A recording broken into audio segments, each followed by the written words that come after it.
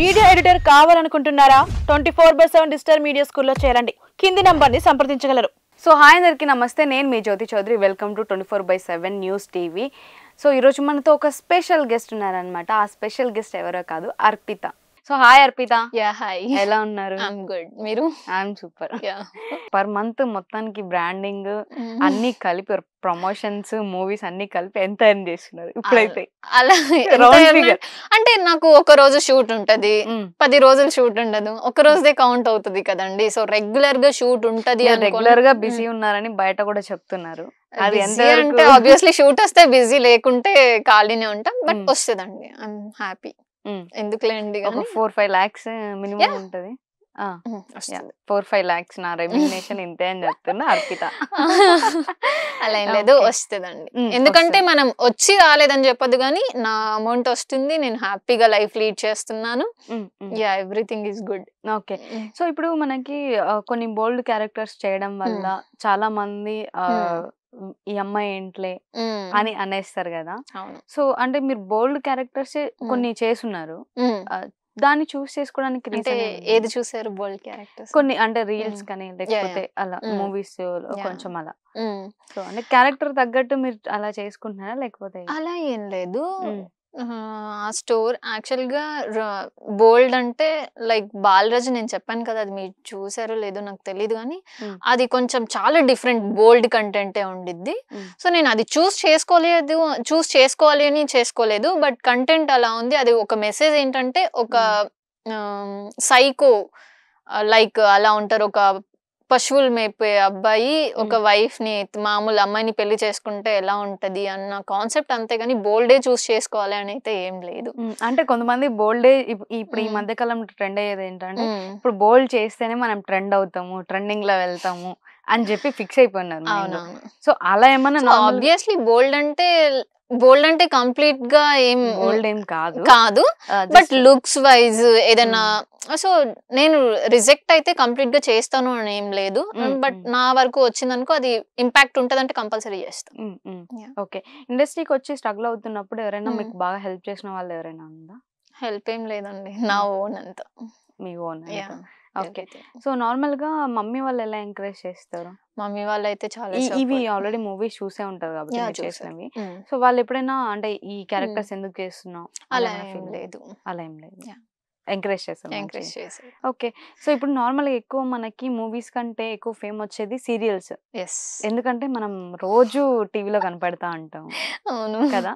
So friend character అయినా ఏదైనా కొంచెం ఇంపార్టెన్స్ ఉంటుంది, ఫ్రెండ్ క్యారెక్టర్ అయినా కొంచెం ఇంపార్టెన్స్. సీరియల్ అనేది నాట్ ఓన్లీ లీడ్ అండి, దాంట్లో ఎన్ని ఉంటే అన్ని లీడ్స్ ఇస్తారు. ఇలా కెమెరా పెట్టి ఎలా చేస్తే అన్ని లీడ్స్. సో రెగ్యులర్ గా ఉంటది అది, అంటే రోజు మనం ఆడియన్స్ కి కనపడతా ఉంటాం. కానీ టైమింగ్స్ కష్టమా? చాలా. ఓకే. నార్మల్ వాళ్ళు 9 to 9 ఏమో అండి, నేను చేసినప్పుడు అయితే 9 to 9 చాలా రేర్ అనమాట. It takes 10-11. It's two long locations also. Okay. అప్పుడు ఫిక్స్ అయ్యారా మూవీస్ చేద్దామని? ఆ మూవీస్ అయితే నాకు టైం మార్నింగ్ 6 నుంచి ఈవినింగ్ 6, లేదా 1 to 1 కాల్ షీట్ 9 to 6 అలా ఉంటది కాబట్టి. సో నాకు కంఫర్టబుల్ గా అనిపించింది.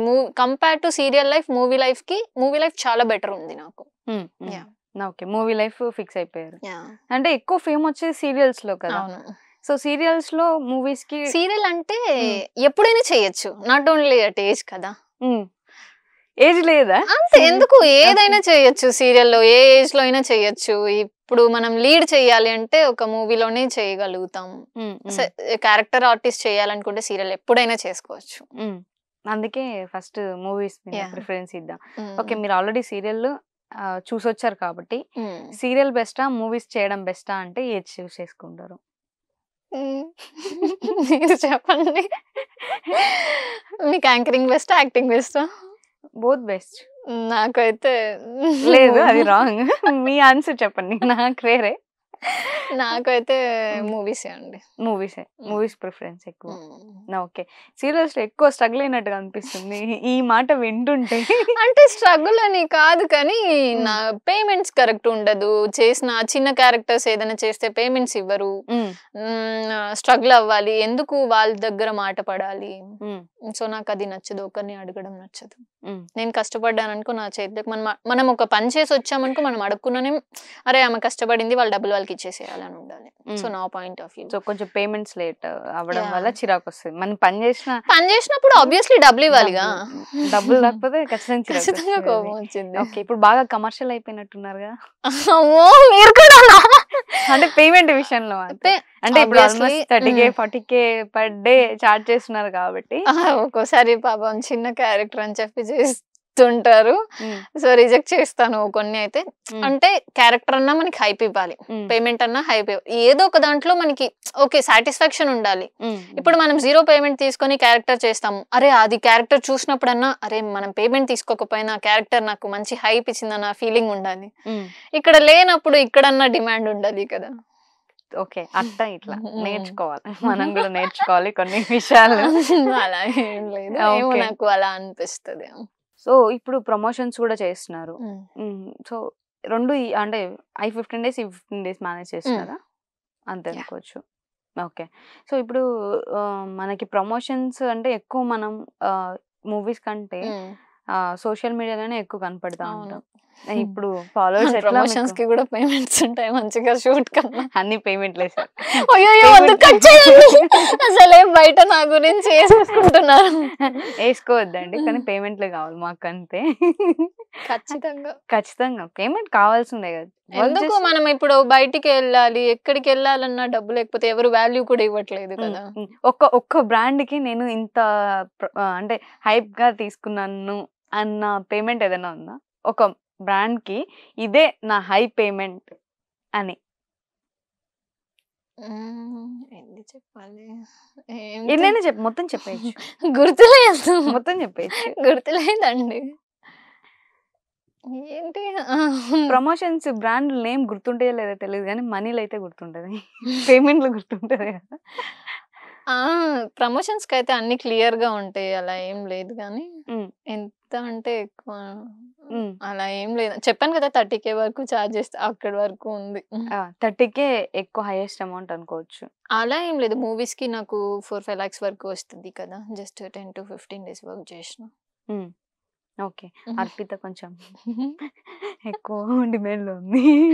అలా ఏం లేదు. ఓకే.